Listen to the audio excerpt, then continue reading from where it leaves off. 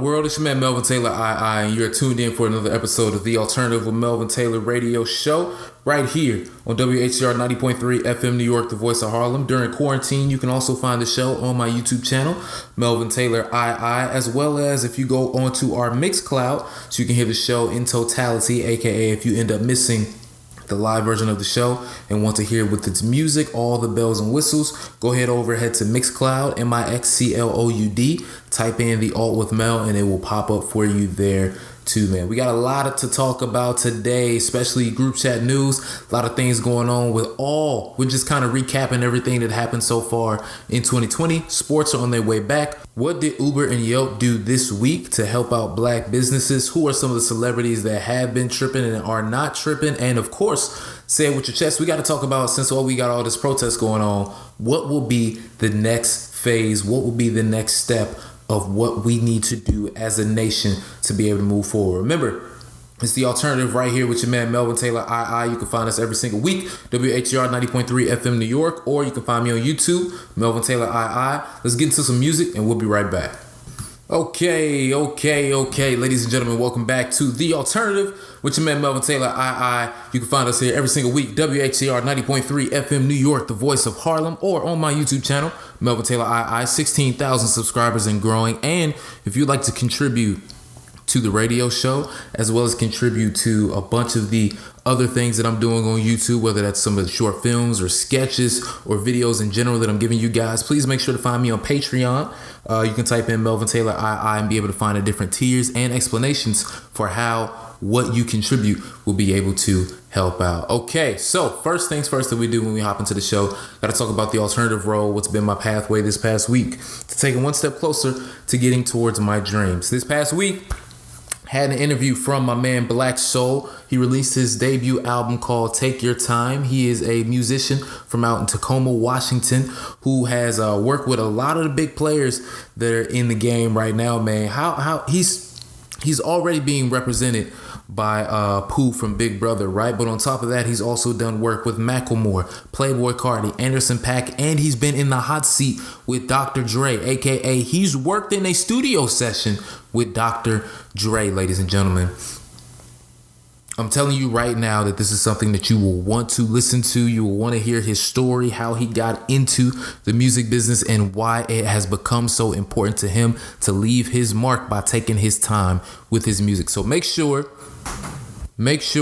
that you go to Spotify podcasts or to Google Play to be able to listen to the show. Remember, it is the Alternative Role podcast. Make sure to go ahead and check that out. Additionally, this past week, your boy was on Lakers Central. Shout out to my man Alex, the Lakers Central CEO, who brought me on for a panel, and we discussed what does it mean to be a black journalist today, to be in media today, and to be a black person, and how it is the time right now to use your voice to shed light on a lot of things that have been happening. It was so great to be able to be on that panel, as well as with the wonderful women that we had on the panel as well, man. I'm telling you guys, you should definitely go check it out. The audio should have dropped by the time that this radio show is out. So if you can, please go ahead and listen to that. Let them know that your boy sent you over there, and I'm sure Alex will shout you out in some way, shape, or form. Now, moving on. The YouTube channel. I know that I haven't had any videos really on there the past week and a half or so. Y'all gotta excuse me, man. I've just been going through everything that we're going through in the nation right now, just like you guys. And honestly, I haven't felt particularly, it kind of felt dirty to be honest with you guys, to like even think about what I wanted to do with my YouTube channel or with my camera, or to create some content that wasn't just me speaking to you all about what's been going on in the news, really. Like anytime I would think about maybe doing a reaction video or some kind of funny video, it just felt dirty to me. So I had to really take some time away to get my mind together, get my mindset together, like kind of dive into everything that's going into the news, and then just kind of build myself back up to say, okay, when I'm ready, I'll be able to give that to you guys. So I'm almost about there. I think I'll be able to do at some point in time this week. So just make sure you stay tuned for that. Real quick, got a shout out to all the fans. Most definitely shout out to Tanya. Shout out to Young Chris, Cole Wright, Bone. What's up, Naomi? Hope you're doing good. Please go to bed on time. And also shout out to the Patreon supporters. Shout out to my man Eric. Shout out to Larry. Shout out to JL. Shout out to OC. And shout out to Paul Winfield as well. I greatly appreciate all the support that you guys have been able to give to me and have given me over the years and will continue to give me as I build everything it is that I'm doing and going along this alternative road right now, man. I from the bottom of my heart, I appreciate each and every last one of you guys, and I hope that, you know, you being able to be on this journey with me gives you back some sort of satisfaction and also helps you along in your journey with what it is that you're doing. So moving on, we got to talk about the albums from the last week that I listened to. And like I said before, guys, I kind of been in a mood, so I haven't really listened to anything as of late. But I'm going to tell y'all right now, man, like I said last week when I said I was in a J. Cole, Kendrick, Sci-Hi to Prince, Ice Cube kind of mood, I've never fully listened to Ice Cube's album, America's Most Wanted. And I feel as if this might be the time to really be able to do that. A lot of people don't know the primary reason that I started my YouTube channel and with reactions is because of how much I enjoy them, right? I watch reactions even before I started the channel, before I did anything. I would just like watch them as a source of entertainment for me. I love getting that feeling and that experience of watching something or experiencing something with someone for the first time, right? And in college, I would always do that with music, but I would run and go tell my friends, yo, have you heard this? Have you heard this? Have you heard this? Right? And being able to take that another step with you guys and have it on the YouTube channel is amazing to me. And again, it's something that I'm always going to do no matter what phase of my career or life that I'm in. And I think that right now might be the best time to do something with Ice Cube because I've been thinking back and forth.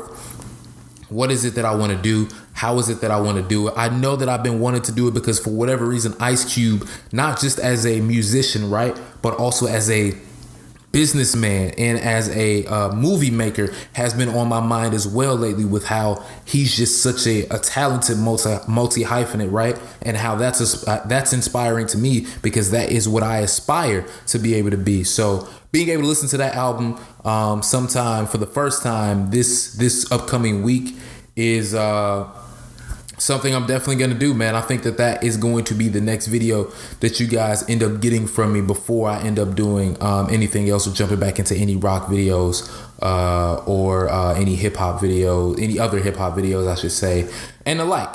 And for everybody that usually at this point I go over what's been happening in the sketch comedy world, man, we still in the Rona's still a thing. And protesting is still going on. We all still inside. I know that phase 1 is supposed to be starting for New York City very soon. So we'll see how things either kick up or start to die down. But right now ain't none of that really going on. But I do got some ideas though.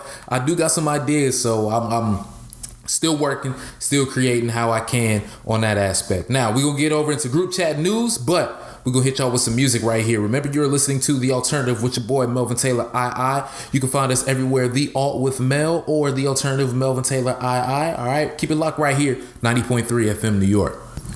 Group chat news, ladies and gentlemen, we're back right here on The Alt with Mel. I hope y'all enjoying yourselves today, man. Make sure that throughout everything that is going on, especially if you're black right now, that you are taking some time to be able to take a break from everything and just get back in touch with yourself, man, because everything that's going on is a lot and you don't want to overwhelm yourself. We need rest. This is a marathon, not a sprint.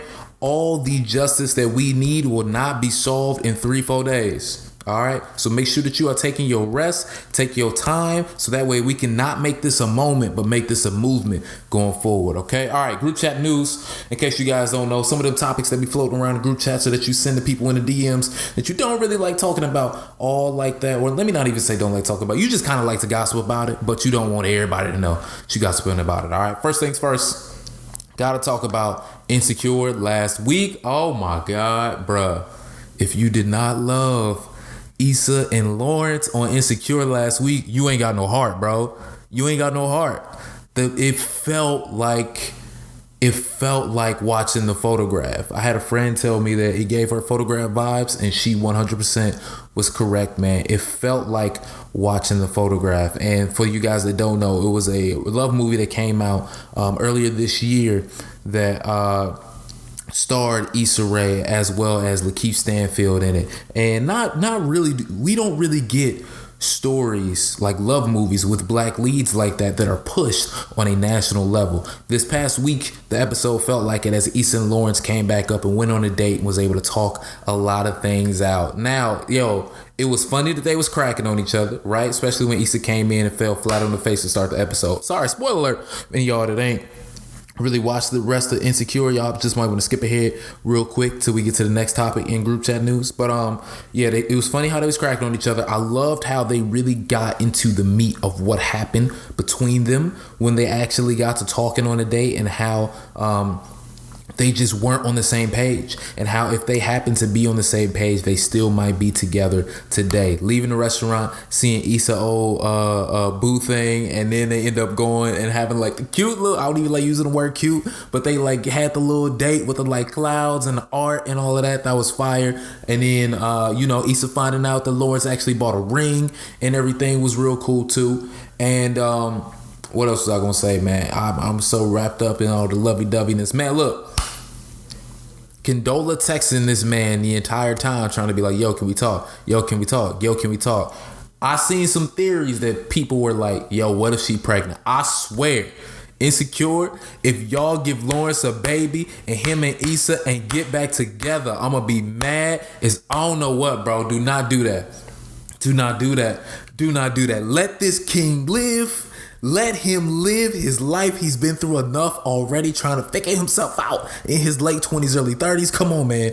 Let this man live 100%. But for Issa, I got to hand it over to her, man. She finally went for what she wanted, because at this point in time, man, this is probably the last part I'm going to say about this, because I'm just encouraging you, please go watch the last episode of Insecure before the one with Issa and Molly comes on. By the time y'all hearing this, that episode will already be up, and I'm probably gonna have a lot to say about that as well, because I know that they need to have their conversation and see if they're actually gonna be friends moving forward.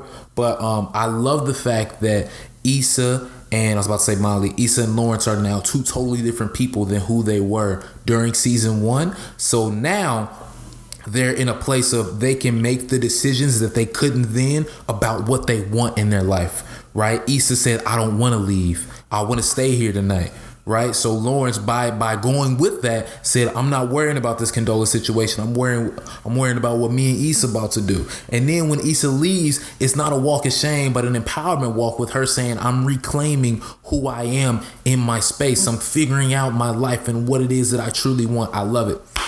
Love it.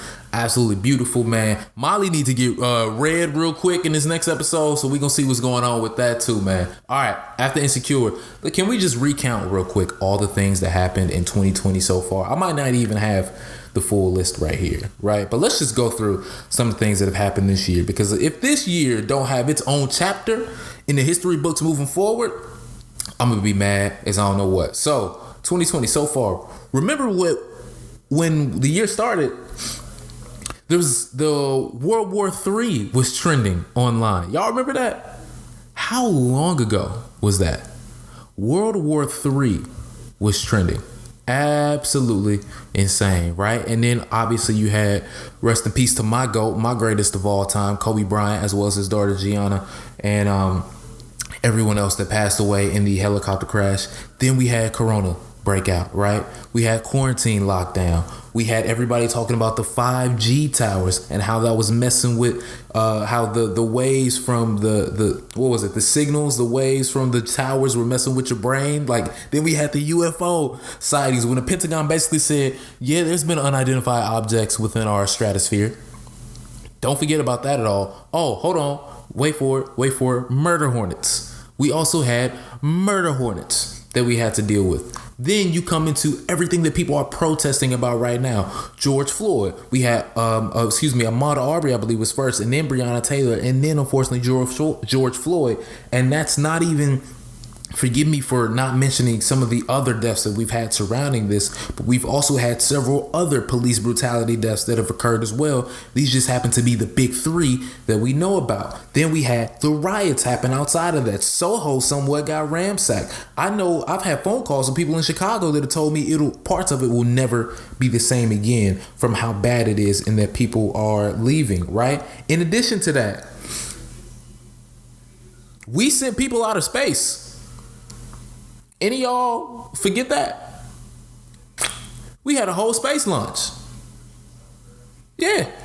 NASA and SpaceX teamed together, sent some people out of space, bro. Outer space. And I'm usually that guy when it comes to all of that stuff. I completely forgot about it because so much stuff had happened. Crazy. On top of that, you still got the police acting wild. They knocked that old man upside the head. Well, not really upside the head. They kind of pushed him after he was returning a helmet, and then he started bleeding out from his ear when his head hit the pavement. And there was a bunch of other cops showed up to clap for all the cops that said that they decided to resign after those cops got punished. That's for later on in the conversation. We'll get to that later, right? And something else, Ebola. Yeah, we had a few Ebola cases pop up in Nashville, Tennessee. I'm telling you, this year right now is for the history books, ladies and gentlemen. And we only in June. We only halfway there. Not to mention our president melting down on Twitter time and time again and holding the Bible upside down. And then Thor, I'm really just playing God, right? But Thor decided to strike the National Monument with lightning. Bro, we've had so much happen and it's only June. And I'm still forgetting stuff. I wonder if the murder hornets was kind of like, yeah, y'all got a lot. It's a lot of tension around here. We just gonna head out and come back at another time. Cause this ain't it right now. Like we'll be back later. Like I wonder what that thought process for them was, because it was like, murder hornets are here. Never mind. We got, racism. COVID was like it's halftime. Who's the halftime act? Racism popped up. It's a dang on shame that it really is a shame that even during a quarantine, racism still had time to pop its head out. It don't make no sense whatsoever. But that's just kind of a quick recap of everything that we've been going through. And that leads me to say that while people have been outside, don't be fooled if people begin to say that COVID-19 cases have risen back up due to the protesters. Because remember, 2-3 weeks ago, when everybody was still inside and everything was fine, that's when everybody was out for Memorial Day weekend. So those cases will be popping up around this upcoming week / last week. Anybody that began to get COVID or has COVID now because of the protesting and whatnot that's been going on won't pop up for another week and a half. So make sure that you keep that in mind as you begin to see news and stories break out. All right, going into sports. Dun-dun-dun.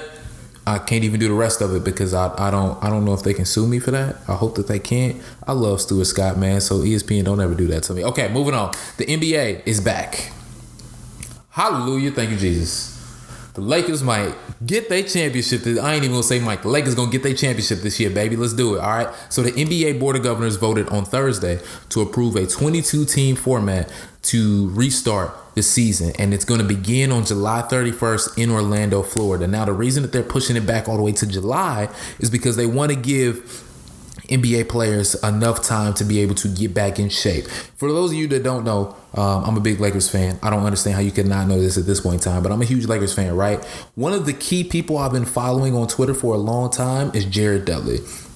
I love Jared Dudley because he's one of the guys that have been around the league and loves sharing the wealth that he's accumulated, all the knowledge that he's accumulated from being in the league. So throughout this quarantine, every time news about the NBA will pop back up, he would make sure to come in with kind of like how veterans in the league need to be looking at things, or how they are looking at things, and how some of the younger guys in the league need to be looking at things as well. And he's been pushing for, hey, we need to make sure that we have enough time to have a training camp, so to speak, so that way people can get back in shape, because most NBA players are living paycheck to paycheck and don't really have the big house with access to a gym inside of it, right? So he's been somebody for sure I've been following, and I'm glad to see that they pushed it back that far. Now, underneath this plan, there will be 13 Western Conference teams and 9 Eastern Conference teams that will play 8 regular season games that are going to be seeding games. So this could be a possible play-in tournament for the AFC, and the playoffs will all be in Orlando at the Walt Disney World Resort, which I think is going to be dope. Here's the one thing I don't like, though. They've been playing around with the idea of pumping in sound so that way it wouldn't feel off for the NBA players, or for not even the players, for the fans that are going to be watching. Here's what I got to say about that, right? Do you know how many people play basketball every day with no crowd, where you just hear the voices and the squeak on the floor, right? There's nothing wrong with that. How many players have gone through the AAU circuits only playing in minimal crowds? I think it's actually a great idea to say, you know what, forget it. We just gonna have the players play, right?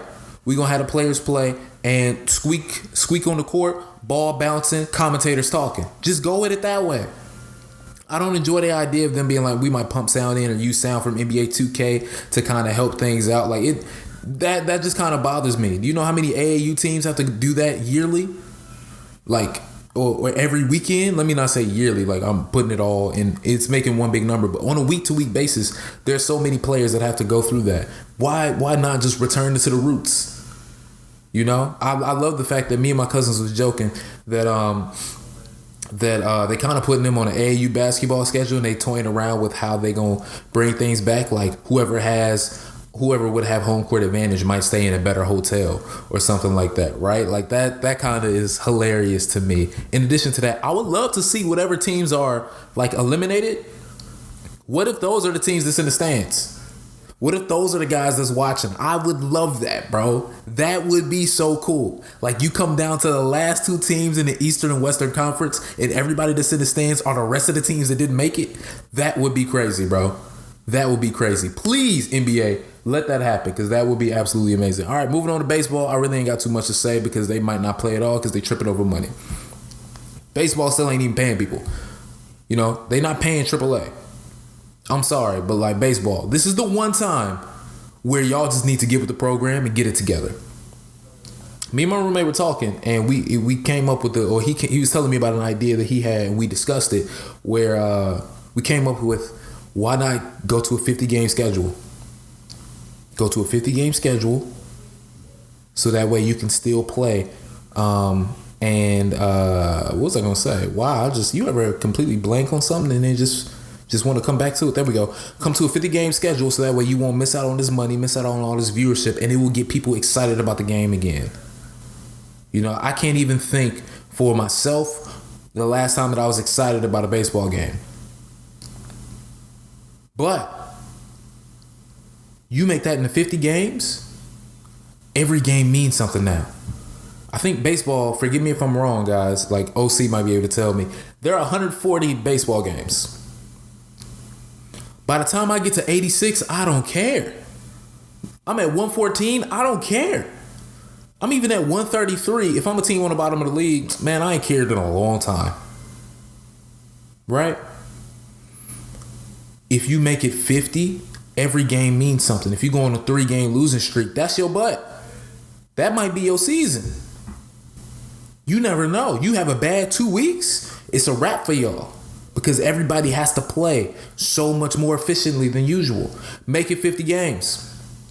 Make it 50 games. You can put an asterisk next to the stats, so that way they'll know, this is during the great quarantine of 2020, right?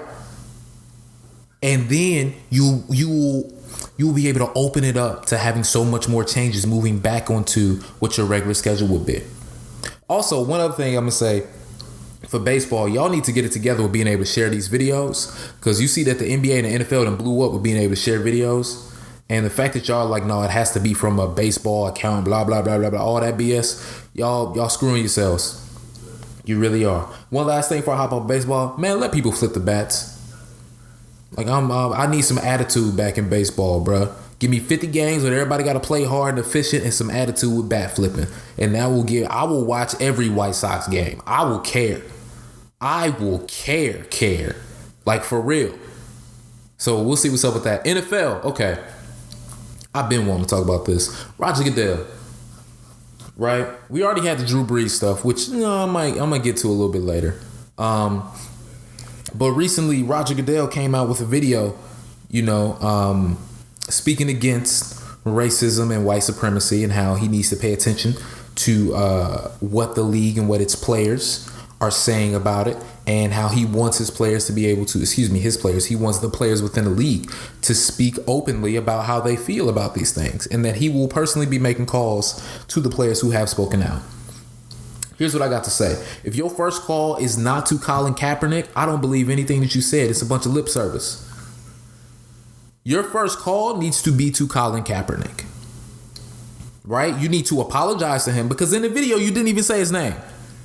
Right? You need to apologize to him for what y'all did, for what he went through, and give him a fair shot. Well, Melvin, what does it look like giving him a fair shot? There's such a surplus of quarterbacks now, he might not get a job. I already understand this.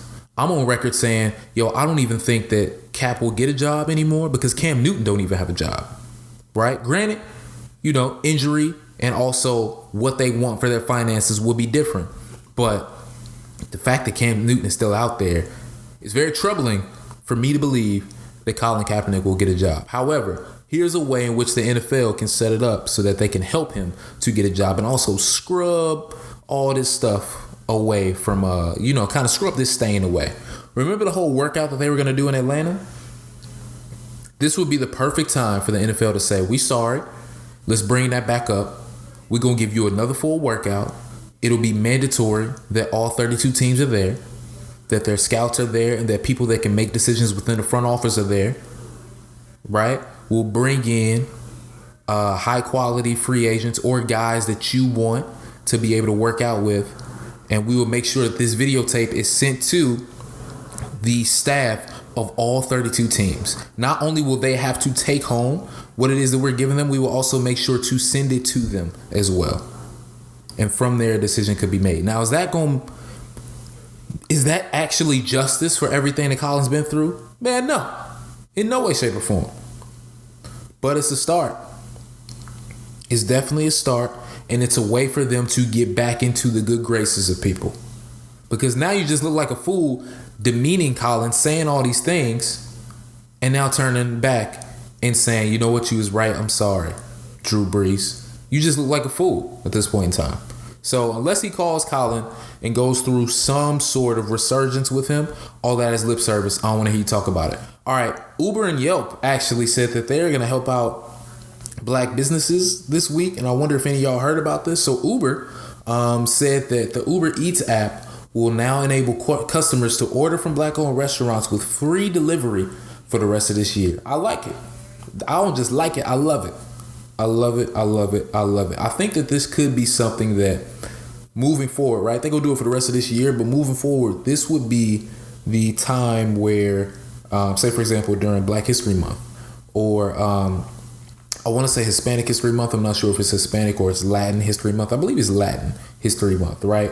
During these different months when you have these themes, this will be high time for Uber to do something like this, right? Or for Seamless or Postmates or whatever it is that you use to do something like this to encourage, hey, we understand that there have been systematic issues with people not only being able to get to this level of business, but also promote it.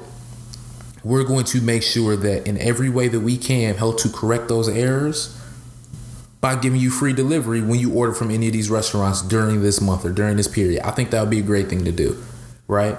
And not only that, but he said that, but Chief Executive Dara I'm going to say this name so wrong. Krosowalski? It's really, it's a lot of consonants in his name, y'all. I'm not gonna hold you. I ain't saying that correctly, but Chief Executive Dara, right, said in an email on Thursday that and U.S. customers in the coming weeks would be offered a discount as well for ride-hailing trips to black-owned small businesses that have been affected by coronavirus too. Like, obviously, I'm going to be for anything and everything black. Why? Because I'm a black man, but also because of the injustices that we face and our businesses have faced throughout time and throughout history. But right now, being able to do something like this, as well as donating money, which I'm assuming that they have done. I haven't seen any tweet about it, or unless I've just blatantly missed something at this point in time, right? This will be something that they should do for different backgrounds moving forward for people, right? Like, this should be something during, like I said before, during that month that's going on, this should be something that's done.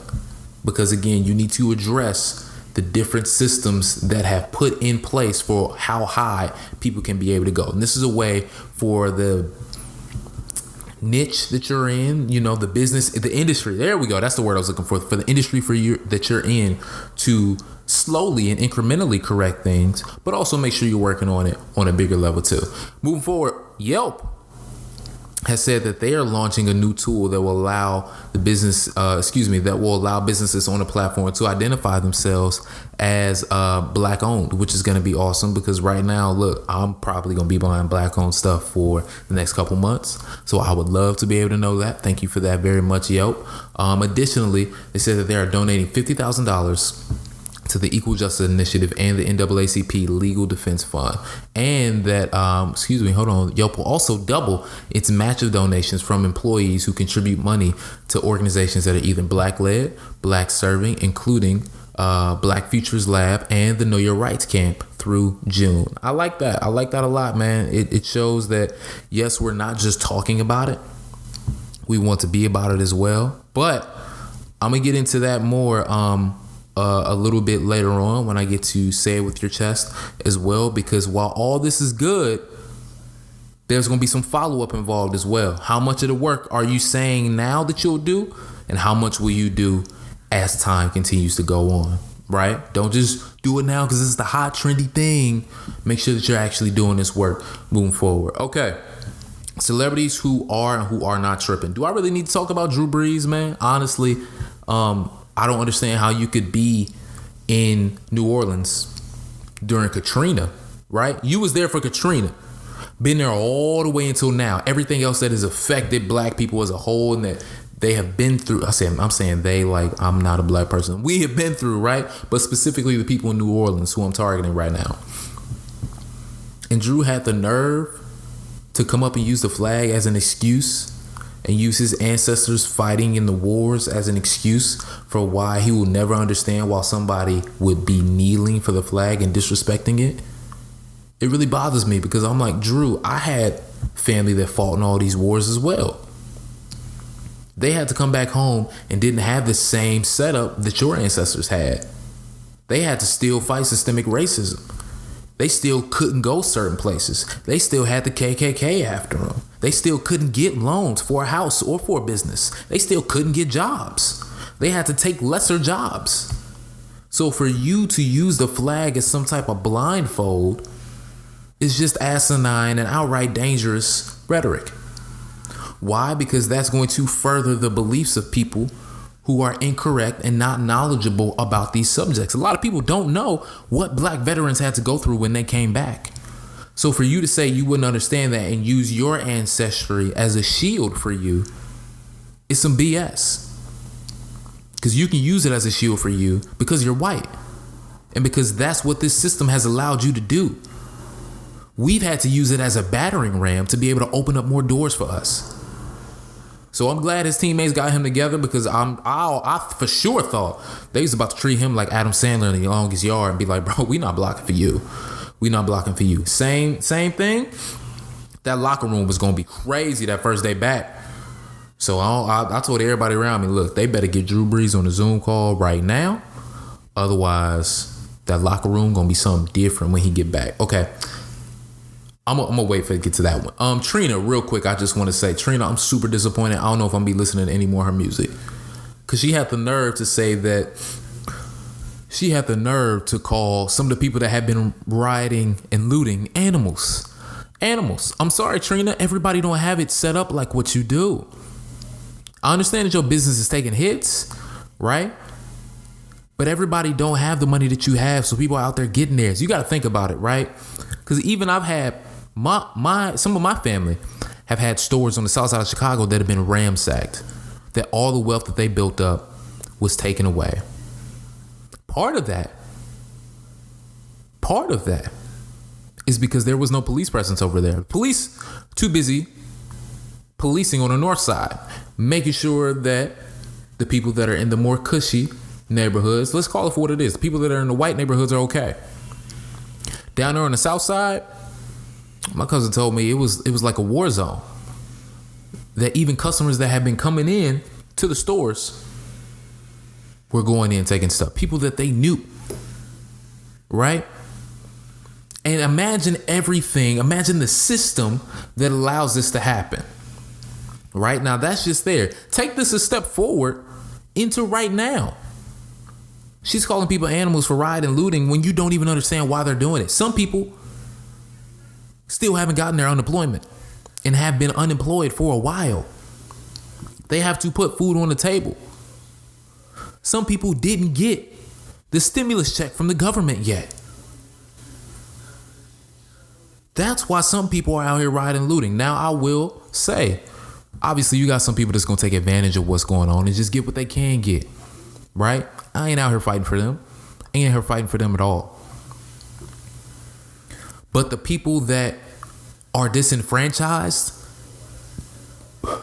and that are using this to get back what they haven't gotten yet and were promised, what more could you expect at this point in time?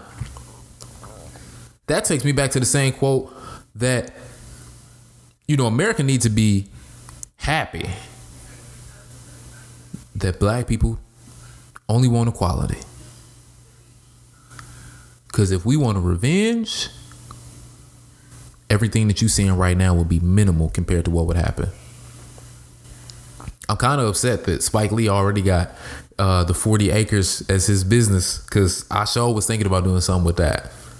But anyway, Trina, I might be done with her music, because after that, I was just like, come on, bro, get it together. Up next, we won't call them $50 bills no more. We call them Virgils now, in case y'all didn't know. For anybody that hasn't understood why Virgil has been trending over the past week, I just told you right there.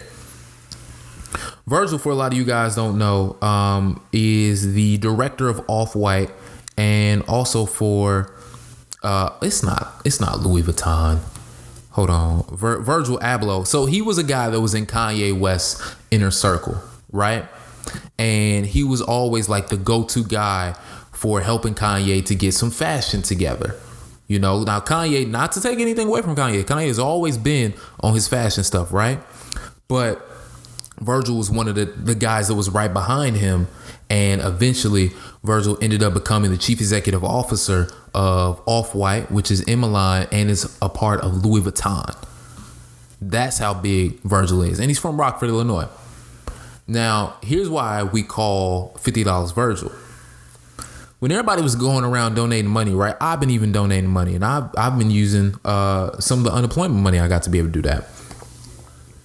People were saying, I donated matched, right? Now, for people that are in my situation, I get, there's only so much we can give because we still got to live. But we still giving what we can, right? I've donated more money than I thought that I would have to this cause because of how much I care about it. And several other causes because of how much I care about it. Virgil only donated $50. I'm going to tell y'all again, Virgil is a good friend of Kanye West and is the chief executive officer of Off-White. Do y'all know how much a pair of Off-White shoes actually costs? I'm going to give y'all 3 good guesses. Okay. If you said under $150, you're wrong. If you said under $200, you're wrong.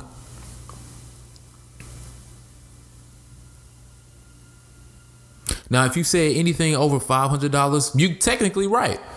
Because a lot of Virgil shoes go between like $250 to $1,000. Right?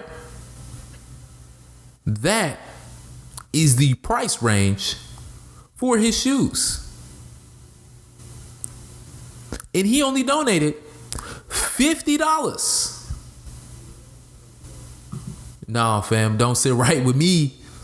Don't sit right with me. So I'm perfectly fine with us now using the term Virgil for $50 because there's no way, no possible way you can only donate $50 when your net worth is like 200 Virgils times that.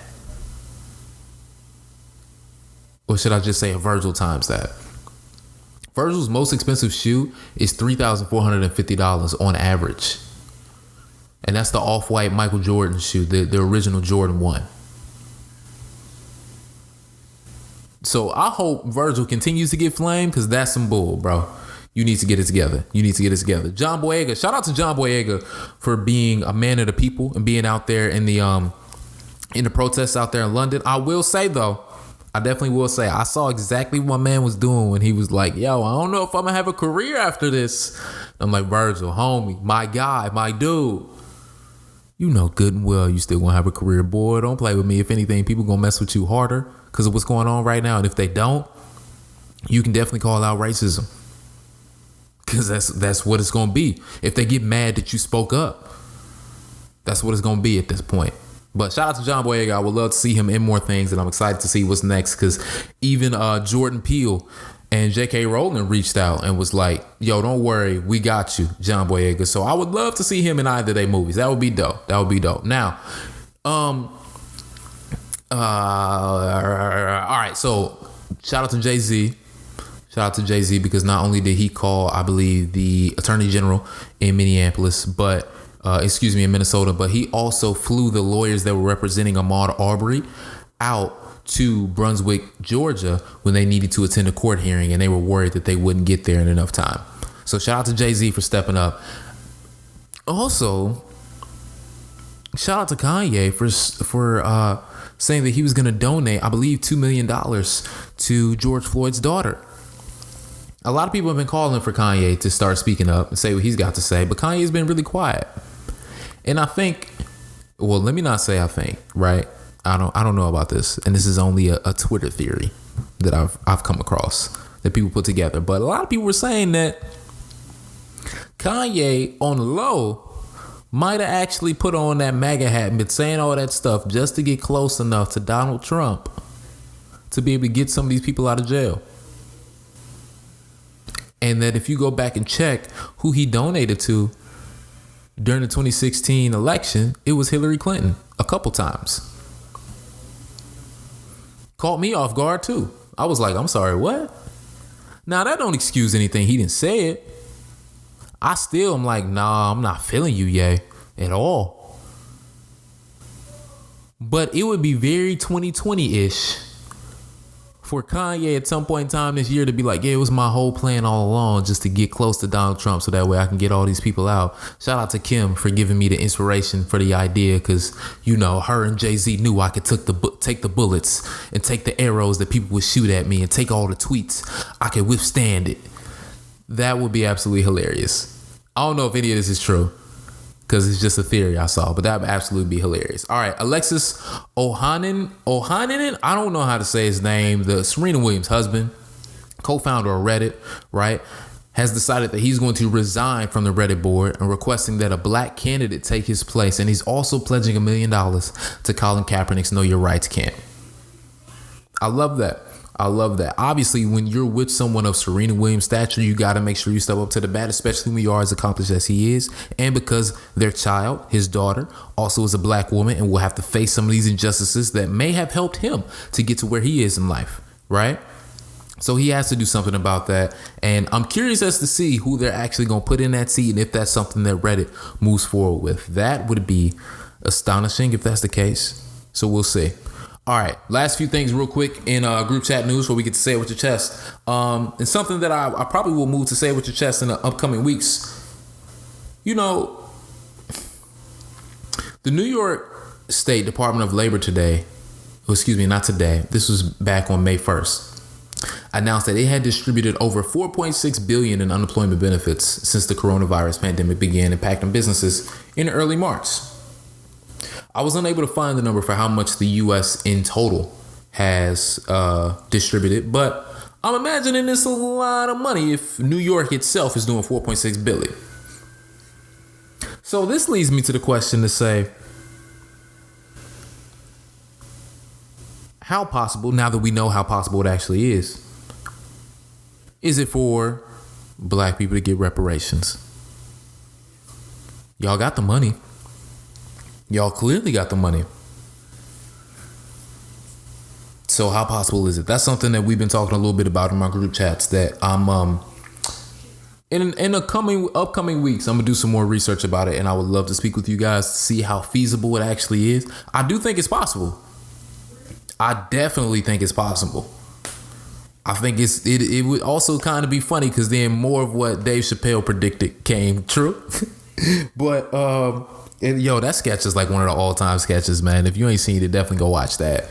Hide your money, y'all. It's poor folk around here. Like that was, I'm rich, yeah, like all of that. Hilarious. But it brings up the topic, yo, is it something that could really happen? I think that's the case.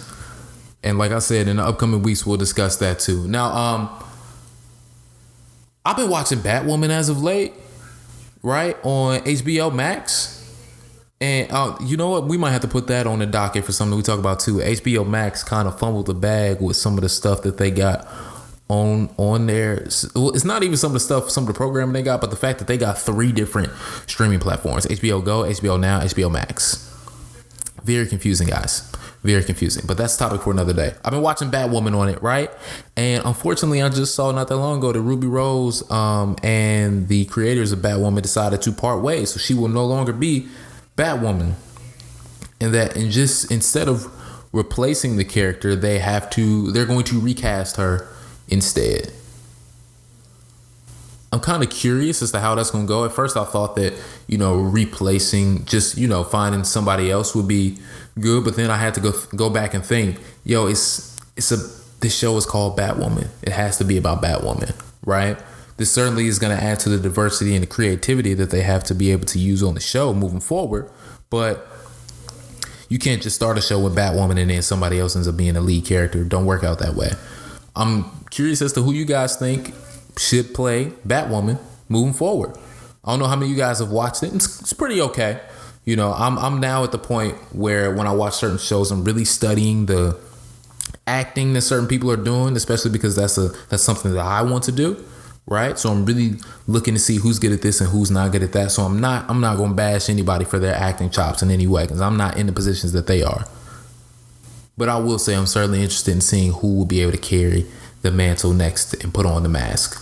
Last thing for group chat news. Astronomy Sketch Club is not going to be back for a second season on Netflix. Now, for those of you that don't know, the Astronomy Club is a sketch team that started out in New York City, started here in the sketch community, same sketch community I'm a part of, and they built themselves up over the past, 7 years, I want to say 7-8 years as a team to get to the point where last December they had their own Netflix show. It was the first season of their own Netflix show. Netflix unfortunately decided not to renew them, right? And we just found out this past week. Apparently people on the team knew since February. Here's why that's an issue for me, right? The show never really got any real push. I barely saw any marketing for it in New York City. The only marketing that I saw for it were people from the show that I already know or already followed, showing clips that they had, showing billboards, like 3-4 different billboards. It was kind of the same 4 billboards around Hollywood, right? And then a couple articles here and there written about it. Usually when Netflix has a show, you seeing about it everywhere. Right? Just think about that. Every time Stranger Things dropped something, back when House of Cards was a hit, Space Force, you've seen a bunch of stuff with Steve Carell and whatnot about that, right? When Bird Box was out, granted a lot of that was due to the social media push of people talking about it, but Netflix would make sure to help keep the conversation going. I didn't really see that with this. And it's super disappointing because we already don't have enough sketch shows as is, and especially sketch shows with people of color starring in it. Yes, people of color starring in it. Black people being in it. We really don't have that many of those. So it was uber disappointing to me to see that they did not renew them. I'm hoping that HBO Max can somehow come in and change the situation, but from what I'm hearing, that may be the final time that this sketch group is ever able to perform together. Now, how is that? Topic for another day. But it's super disappointing that happened. I did sign a petition to get Netflix to reconsider, because I do think that this is a show that has a ton of potential, especially with more voices in comedy, especially black voices and other people of color being heard. Hopefully something can change, but we'll see. We'll see. All right, I know that was long, but that right there was group chat news. Coming up next will be Say It With Your Chest. We're going to hit you with some music. Remember, you're listening to The Alternative with your man Melvin Taylor, right here, WHCR 90.3 FM New York, the voice of Harlem.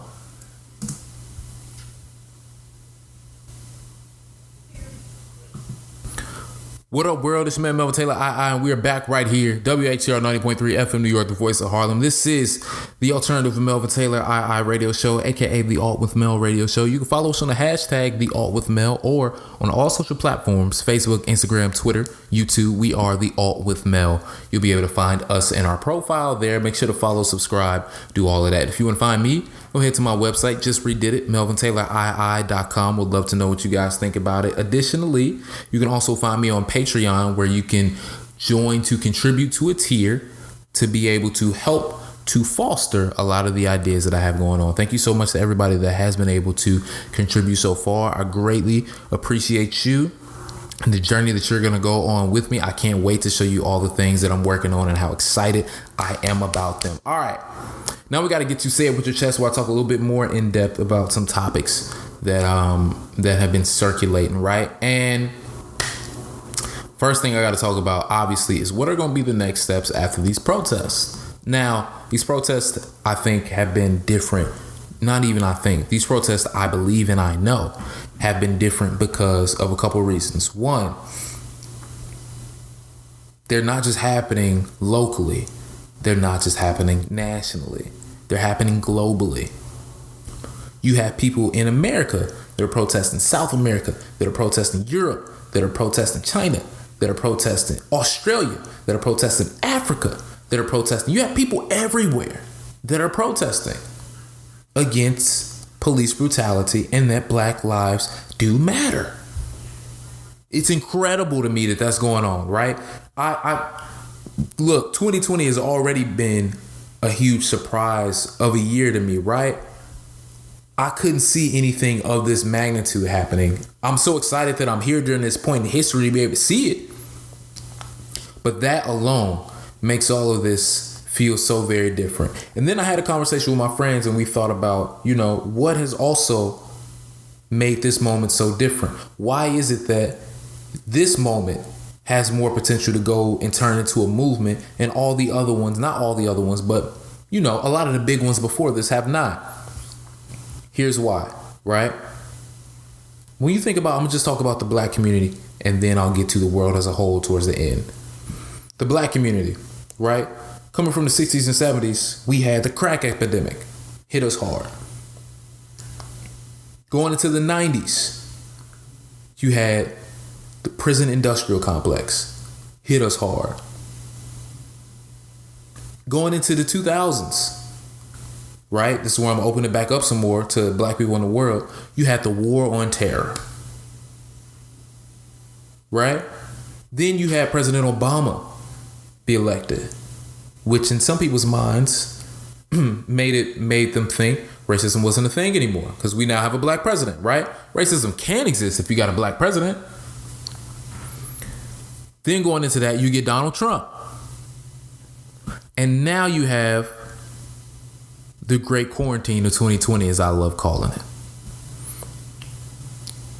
All of these things have all been used as distractions away from the advancement and progression of justice and equality that Black people have wanted. Now, some people may look at me with their heads turned up and be like, Obama was used as a way to do that? And you have to think on, again, he was unable to do so much in his presidency because of how much of the Senate and the House of Representatives were red. How much of them were in the Republican Party. So they filibustered a lot of things that he wanted to do. I'm not saying he's the most perfect president. There are a lot of things that he did wrong, obviously. But due to that, his hands were tied and he could only do so much. And again, it was also another reason for people to say racism don't exist because you have a Black president now. So when you think about all of that, we've been going through a lot. And in the one moment where we would expect nothing to happen during the quarantine, when really nobody shouldn't be outside anyway because of an airborne virus that could literally kill you, racism still pops up. And now we're at the point in technology where everybody has a way of filming it and recording it. Previous years, you didn't have that. And even when you did have it, people still had other things going on. You had sports going on. You had politics going on. You just had regular life going on. So people would be able to be siloed into what was their regular life. Not anymore. All of that stuff is pushed to the back now. And this is what you got to focus on right here. You literally have nothing else to focus on but this. That's what I love about this moment right now. Is that no matter where you are or what it is you're trying to say, or what it is you're trying to do, you have no choice but to focus on what's happening. And if you are not, you're actively choosing not to. And that's showing me what side you on. And it ain't for the side that Black Lives Matter. It ain't for the side that people of color matter. So I think that is what contributed to the fact that this movement has become so much bigger and so much more impactful and can turn from a moment into a movement is what we need to do and what we need to make sure of, right? Now, going back to the protests, a lot of people have been thinking, what should be the next possible steps, right? And even I've been thinking about that myself. And I think the first thing that I want to say is that over the next couple of weeks, one of my Say It With Your Chest topics will be a topic revolving around how we can take actionable steps, right? That's what will be coming in the upcoming weeks. Right now, I want to focus on the fact that with the police brutality that we're out here protesting against, right? A lot of that comes from training that the police officers do not have, right? Now, inherently, this system, the police system, is already against, I'm going to say, Black people. And then you systematically can go through different people of color. The reason I'm going to say Black people is because you have to tie it all the way back to slavery, when police officers were slave catchers. And even if you look at it now, the first official badges, like the badges that people have now, still have symbolism that is reflective of what slave catchers had back in the day. Now, a lot of these police officers don't have the necessary training, right? And I begin to think about why. Why don't they have the training that you would expect them to be able to have? And then you come around and you see that so many of them don't have this training because, and I want you to think on this, how long do you think it takes for someone to become a police officer? If you haven't got your answer yet, don't worry, I'm about to tell you. Here it is. Police, their academy length is only 840 hours. You know how many weeks that is? You know how many weeks 840 hours is? I'm going to tell you right now, that's 21 weeks. 21 weeks. Can you believe that? A lot of people that are police officers, right, have only been trained for 21 weeks.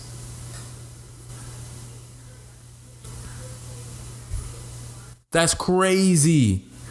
Crazy. Now I begin to understand why you have so many people early on messing up.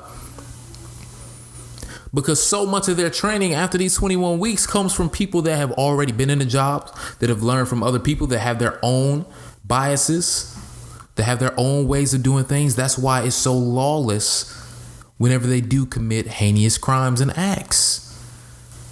They've only been trained for 21 weeks. That ain't right. That ain't right at all. And then when something does happen, right, or they do get caught doing something, or they get in trouble, most oftentimes they're not fired. You know, they move to another district and work in the same job. Can y'all believe that? Y'all want to know how long it takes for somebody to become a barber? Don't worry, I'll tell you. Barber school length is 1,500 hours. 1,500 hours. And then if I remember correctly, right, not only do you have to do your 1,500 hours of service, but then you got to go cut hair in somebody else's shop. At least this was, forgive me, this was the barber school in Chicago I was talking about. I'm just taking it a step further. They had people then go cut hair in other people's shop for like 60 days, and then you can go do your own thing. After people knew, all right, cool, you know what you're doing, go ahead.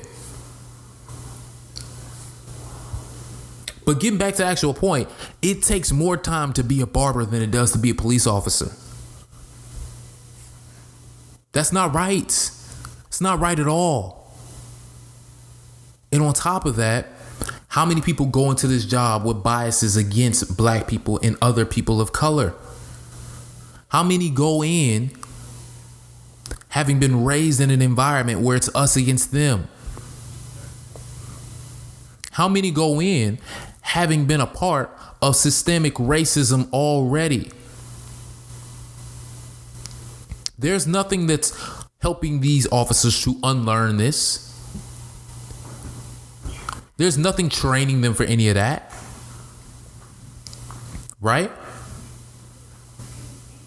So that is already a huge red flag.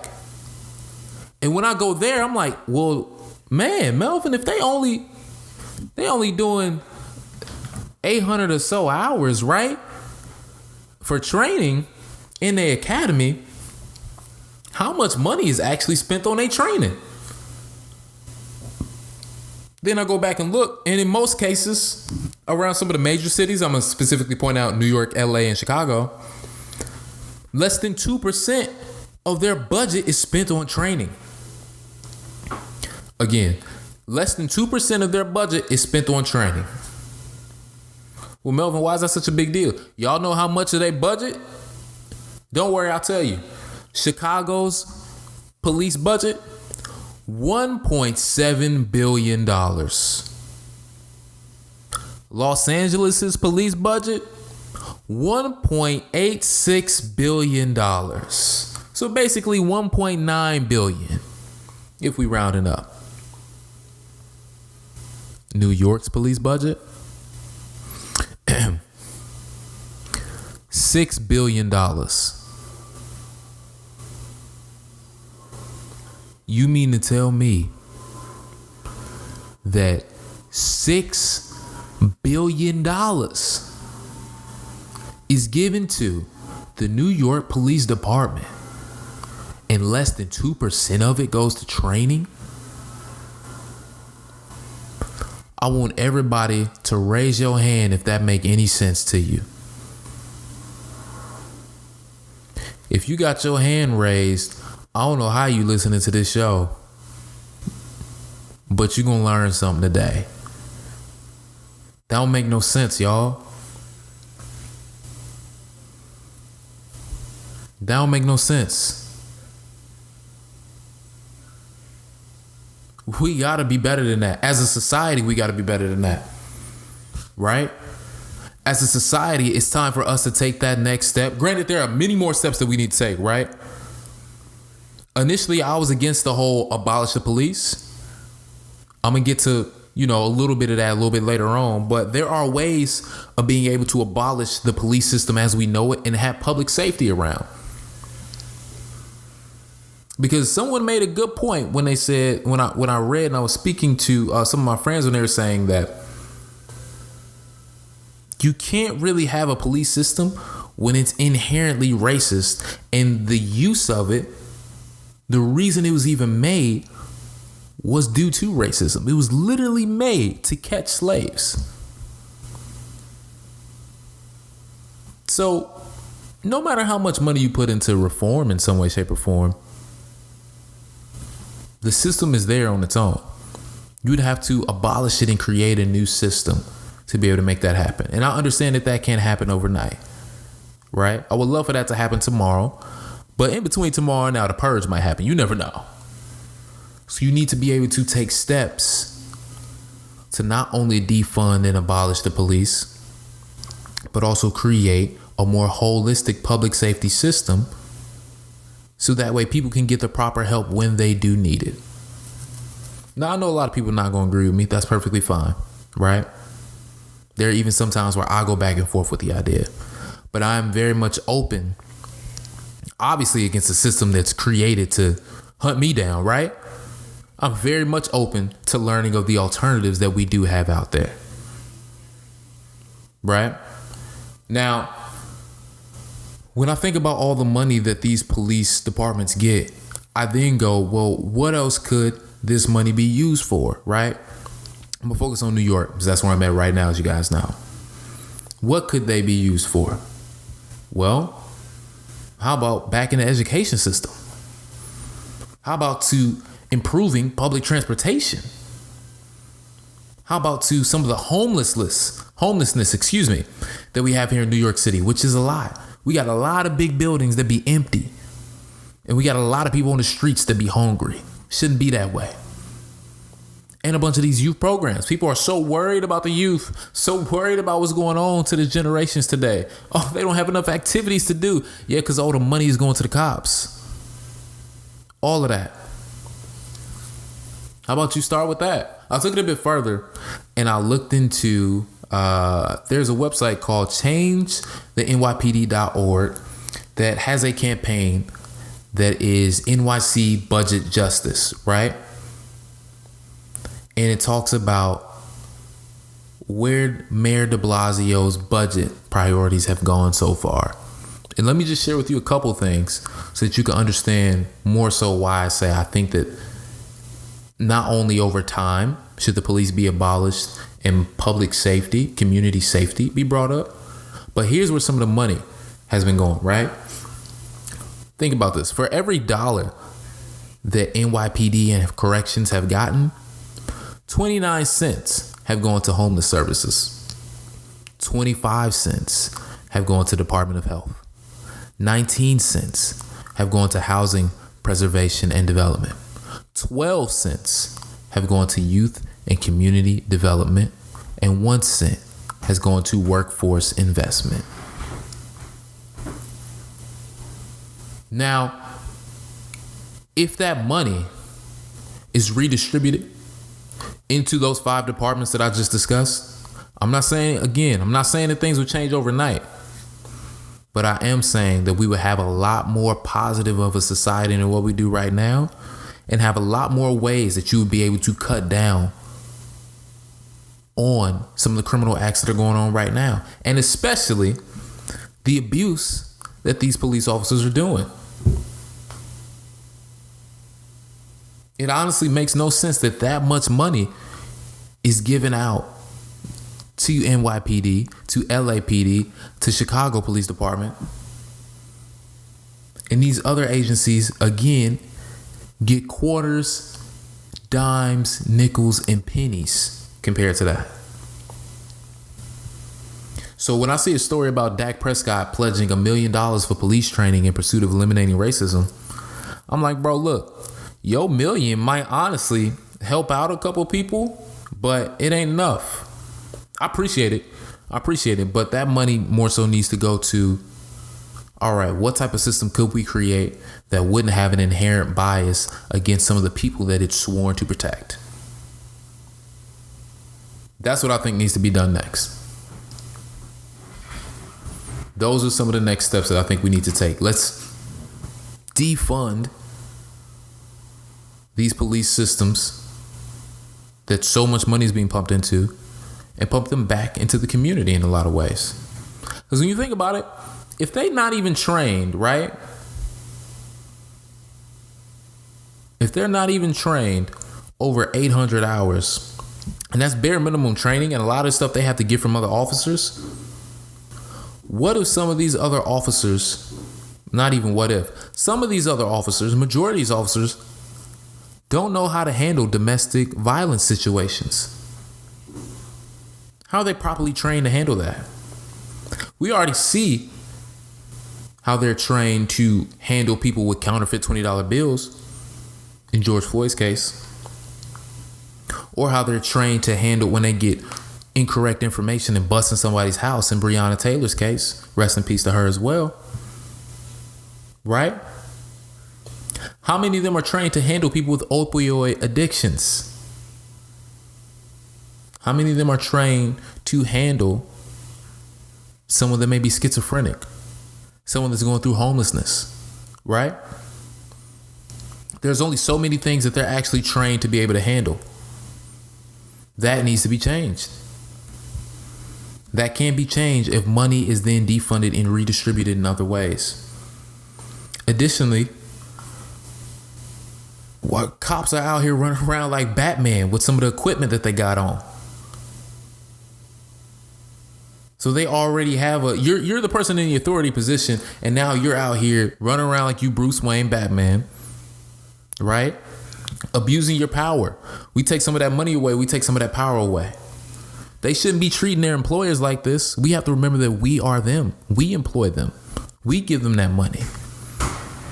So this leads me to say we need to pay attention to who our council members are, who our aldermen are, right? Who is our mayor? Who is our governor? Who are our senators? I know a lot of people say, hey, vote Trump out of office, all this stuff is going to change, right? It's not the way that this works. You got to handle this system bit by bit.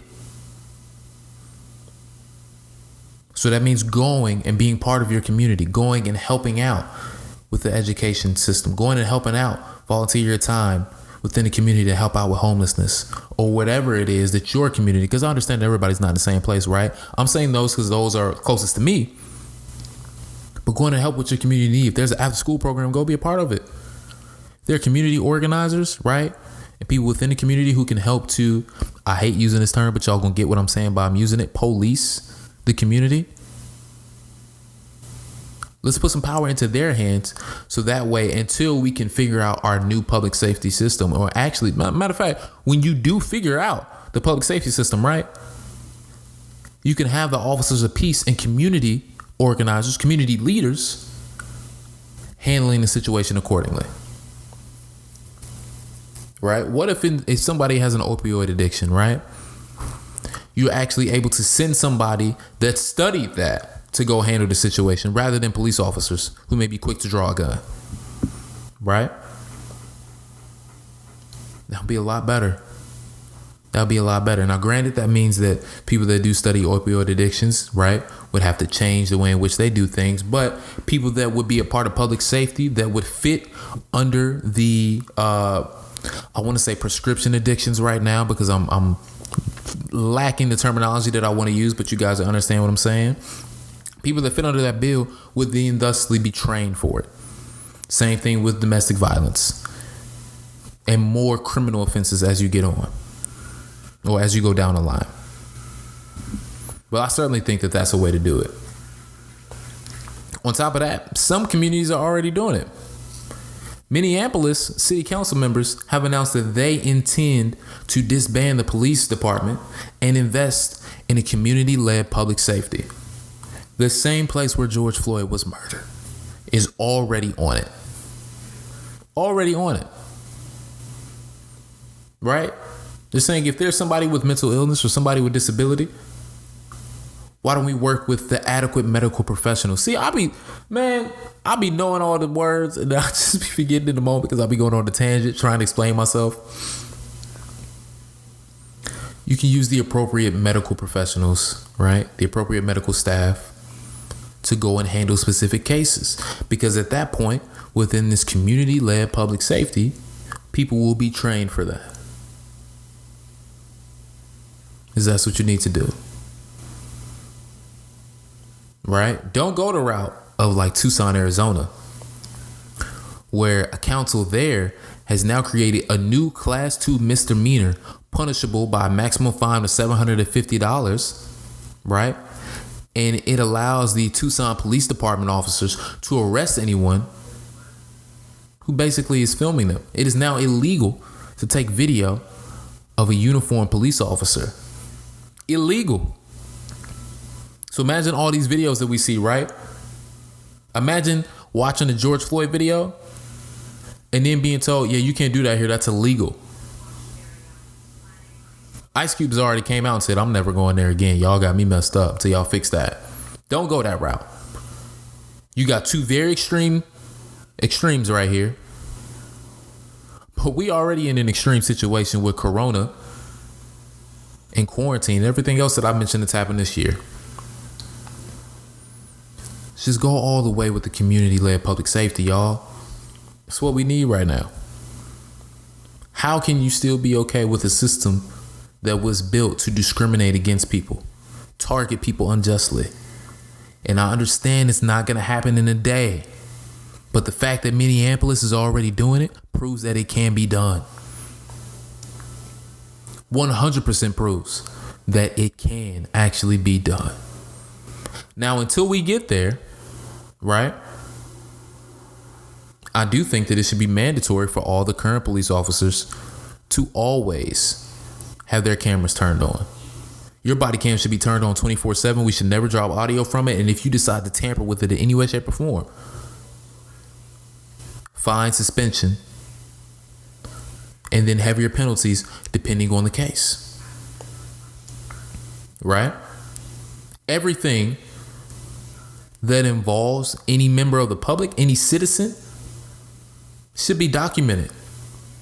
Why is there so much stuff? Why are some of these officers having 70 different violations against them and still having their job? A lot of this stuff that's just racking up shouldn't be going on, y'all. Come on now. We all better than this. We all better than this. And the fact that we still allow people like this, especially in a job where they have the authority and the power to actually murder someone,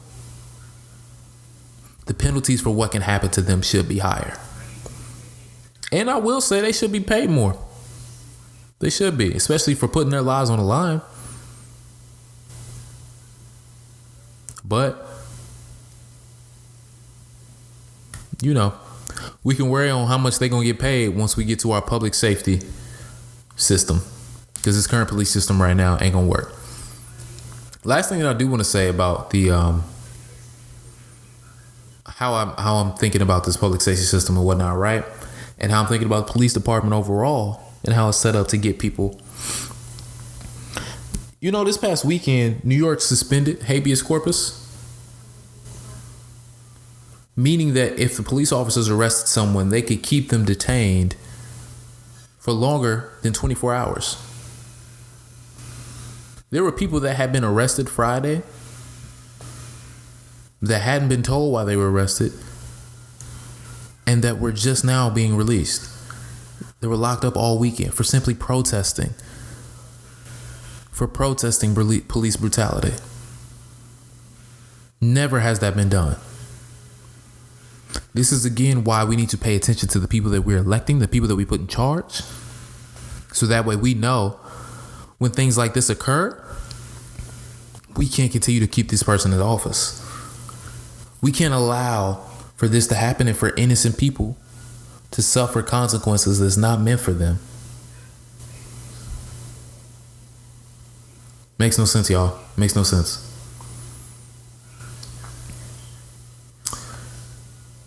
I want to give a couple updates because the next thing I want to move on is just talking about some of the companies that are here that have been posting about how much Black Lives Matter and how they want to dismantle white supremacy.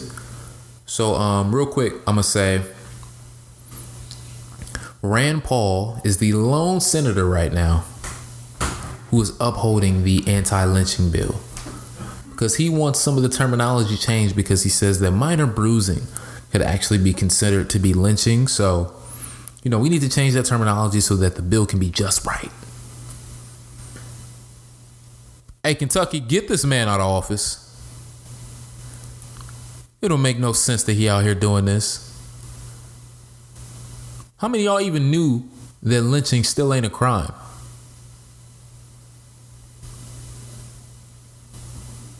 Yeah.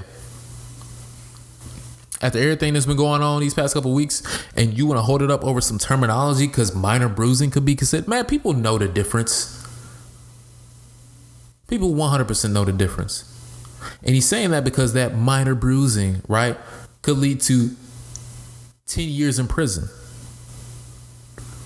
People not just gonna slap a lynching. I can't believe I'm like talking about this right now. People are not just gonna be like, oh man, you was trying to lynch somebody for some minor bruises, Rand Paul. Cut that out. You showing your true colors. We appreciate you doing so. You need to pack your things and go ahead and get out of here. So Kentucky, do me a favor and go ahead and get my man up out of office. I would greatly appreciate that. All right. Updates on Ahmaud Arbery, Breonna Taylor, and George Floyd. George Floyd, as you guys know, all the officers have been arrested. And like I said before, Minneapolis has decided to move forward with a public safety system and intend to disband the police department. Breonna Taylor, the FBI have reopened the case, but there's been no other word since that. I feel as if Breonna Taylor's name is being lost in everything that's going on, and we need to do a lot better of a job discussing her and discussing what's going on with her case. So let's make sure we don't lose this moment that we're in right now, and we continue the momentum for her. So her birthday was last Friday. She should be here. And the fact that she's not, and that her name is being forgotten, is not right. We need to make sure that we do right by her. And we hope to protect anybody else that goes through any type of situation or gets close to any situation like that. Justice for Breonna Taylor. Make sure that you're doing something about it. Make sure that you're donating. Make sure that you're paying attention to who your officials are. Please continue to retweet, share, post about her. Sign any of the petitions that come across you with her name on it that is stating that we need to have those officers arrested, because we do. They should not be out scot-free right now. They really shouldn't. With Ahmaud Arbery, one update that I do have is that the men who was recording the video was caught using a racial slur in the video after catching up with them. So, oh boy, it's about to get crazy. Oh, excuse me. Let me correct that. It was not the man that recorded the video, but I'm sorry. The man that actually chased him down and shot him used the racial slur to describe him as he was laying over the ground, as Ahmaud was laying on the ground and he was laying over him. That's what he did. So the judge has ruled that there is enough evidence to try the two men and to suspect one more on murder charges. I'm hoping that moves along quickly, because we need to have justice for Ahmaud as well. Ahmaud's name has been secondary in a lot of this, obviously with George Floyd's being so, with it being on video, being able to see everything that's happened. But again, we need to make sure that we continue to talk about Ahmaud, we continue to talk about Breonna, because these things need to be handled ASAP. Moving up next, man, I really want to talk to y'all about these companies that are out here that are posting these squares for Black Lives Matter. They're saying that we stand up against white supremacy. We want to dismantle white supremacy, right? I enjoy what a lot of y'all doing. Y'all saying, hey, man, we're going to be better about what's going on out here. But here's the thing that I want to say to everybody that's listening. Make sure that with all these people that are out here, right? That are all these companies, I should say, that are posting all these things. Make sure that they're actually sticking to that. Make sure that they're not just doing it for the trend, and that they're actually making holistic changes. There's no reason that there shouldn't be a black person or a person of color on your executive board. There's no reason that there shouldn't be a black person or a person of color that's a manager, that's in a position of power within your company. Right?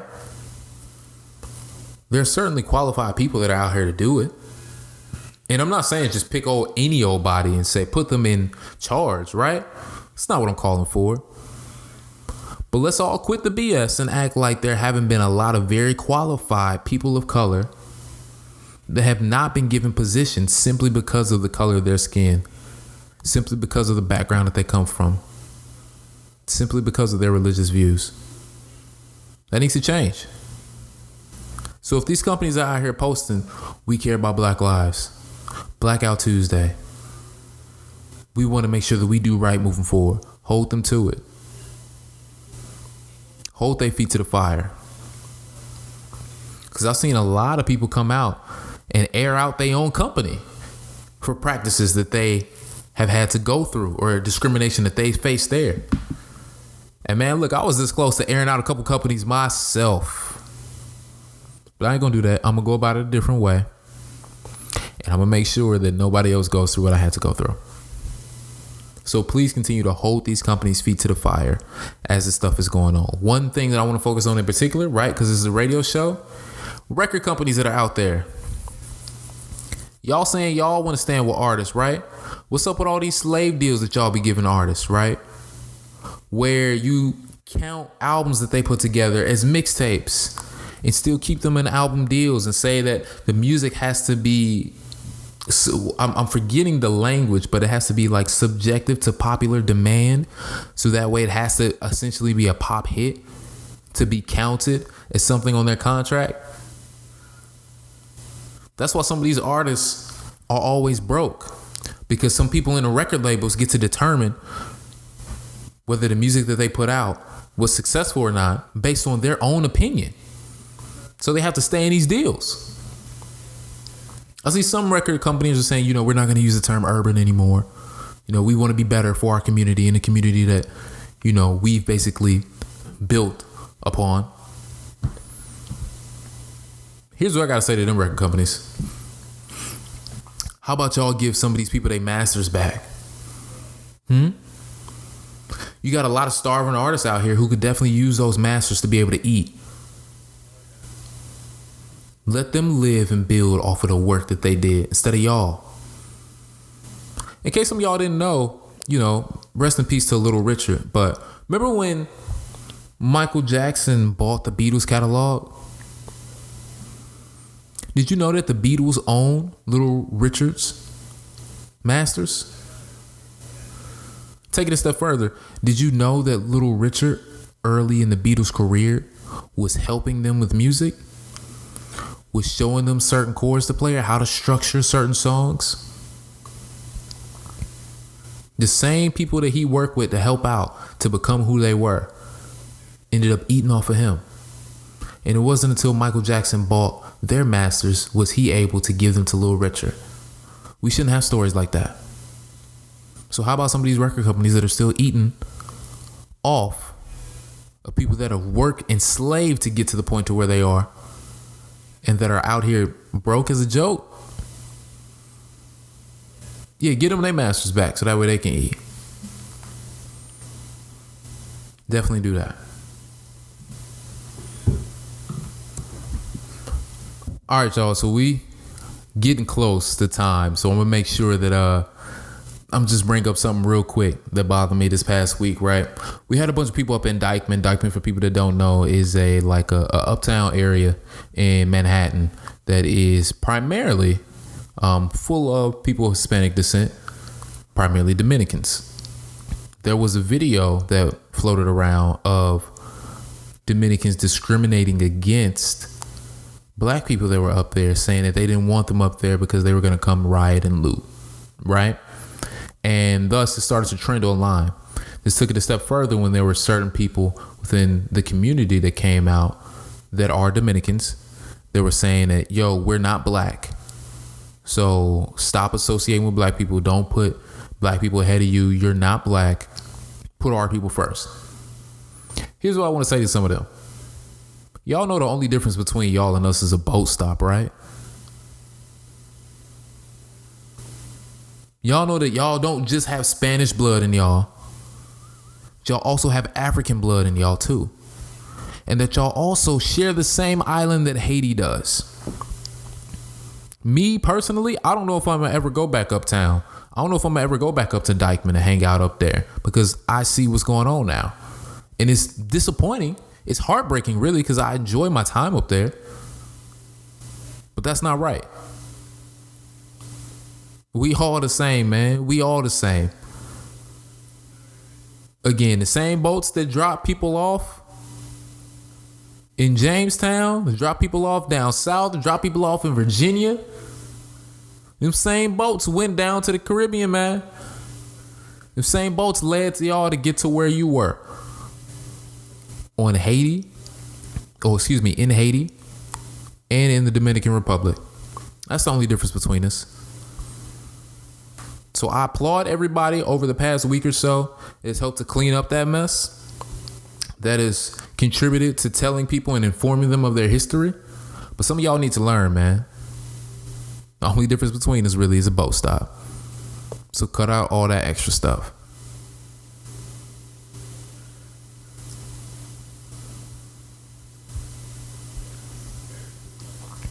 All right, ladies and gentlemen, right now we're going to get into Stay Tailored this week. Who was tailored? Who was untailored this past week as we begin to wrap up the show? All right. The people who are the most tailored this week and that I want to give it up to, all the protesters out there that were tearing down Confederate statues. I love y'all. Up and down the East Coast, I've seen people at these protests tearing down Confederate statues, and it has been amazing. It's been so wonderful to see that, because it makes no sense that people are going to schools that are named after Robert E. Lee, right? Don't make no sense. So I'm so glad that y'all are doing this out there. Y'all are really doing the Lord's work. We appreciate y'all. Power to y'all, man. Power to y'all. Thank you all for staying tailored this week. Who else? The United States Marine Corps. Why? Because they banned the Confederate flag. No longer can you use that as a symbol or have that around there if you in the U.S. Marine Corps. Shout out to y'all as well for being tailored this week, man. That should have been done a long time ago. But I'm going to say shout out to y'all this week for doing that. We appreciate that. Who was untailored this week? If I got to explain why Drew Brees was, then clearly you have not been listening to what's going on in this show. Going to step past that. Anybody that's been racist this past week, especially you are very much untailored. And I see a lot of y'all getting exposed on social media. Jake Fromm saying that, guns should only be given to elite white people. He about to lose his job as a Buffalo Bills backup quarterback real soon. Real soon. It's a shame you did all that work in Georgia just for you to lose it once you got up north. That's a shame. Oh, well. So for anybody else out there that's extremely racist, good luck, buddy. It's been some long weeks for y'all, and it's going to be even longer ones coming very soon. Have fun. The last group of people that were untailored this week was those cops that pushed over that old man. I hope y'all lose y'all jobs swiftly and never get one again. Why y'all doing that to that old man who's literally on y'all side and bringing y'all a helmet? Don't make no sense to me. But hey, do what y'all want to do. Don't worry, we're going to make sure that all y'all up there are disbanded in due time soon. Because now people are starting to see it's not just black people that are being treated that way. But you see all these people out here that are out here fighting for justice for black people are also being treated that way. My father used to tell me all the time, man, anything that happens to another group normally comes after it's been practiced on black people at some point in time. Another reason why I had to say what I said about how unfortunate it was for the Dominicans, or let me not say, some people within the Dominican community, because there are a lot of people that know their history, and that's unfair to paint a broad brush to them. Y'all know that after they deal with black people a certain way, Hispanic people are next on the list, and then they just move down the next group of people, the next ethnic group, and then they move down to the next ethnic group, right? So now you have some white people similar to this old man that are also being beat out in the street. And it goes to show you, hey man, look, just because it's been happening to us don't mean it can't happen to you. So those cops are also untailored this week. Ladies and gentlemen, I want to say thank you so much for tuning into the radio show. Remember, you can find me on YouTube, Melvin Taylor II. You can also find this show on WHCR every single week. Monday night, 11:55 p.m. until 2 a.m. Eastern Standard Time.